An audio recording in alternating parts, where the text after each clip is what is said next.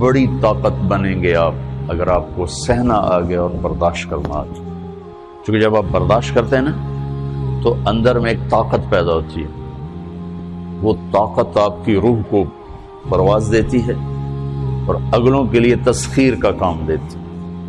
اور اگر آپ پھٹ گئے تو بم کے پھٹنے سے کیا ہوتا ہے؟ تباہی آتی. جب آپ پھٹیں گے یا میں پھٹوں گا تو معاشرے میں تباہی آ جائے گی. تو اس کے لیے آپ دو چیزوں کا اہتمام فرمائیں. ایک اپنی زبان کی حفاظت فرمائیں. آپ اس 400 کے معاشرے میں کوئی غیبت کرنے والا نہ ہو, کوئی جھوٹ بولنے والا نہ ہو, کوئی کسی کو طنز کرنے والا نہ ہو, تانا دینے والا نہ ہو. ایسی بات جو کسی کے دل پہ جا کے چوٹ مارے اس سے آپ اپنی زبان کو صاف کر لیں. کبھی اس پہ قابو پا سکیں گے, کبھی نہیں, کبھی رہ جائے گا, کبھی ہو جائے گا. تو جب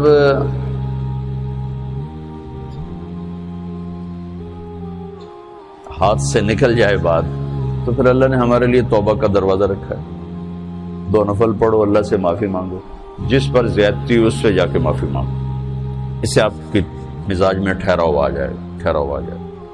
تو میں آپ سب سے یہ گزارش کرتا ہوں کہ اس معاشرے میں آپ اپنی زبان پہ قابو پانا سیکھیں. برائے میرا بہت فائدہ ہوگا. ایک زندگی گزری ہے, شام قریب ہے, تو پوری زندگی کے تجارب نچوڑ بھی اس میں شامل ہیں.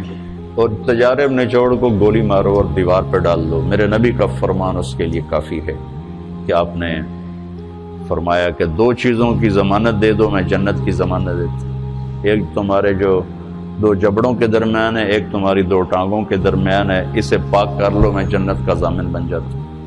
اور معاذ بن جبل سے فرمایا کہ تمہیں پورے دین کا نچوڑ بتاؤں. کہ جی کیا تو آپ نے اس حدیث کو میں نے پتہ نہیں ہزاروں لاکھوں دفعہ بیان کر دیا ہے, اور ہر دفعہ بیان کیا ہے کہ اچھا یہ ایسے کر کے کیوں فرمایا.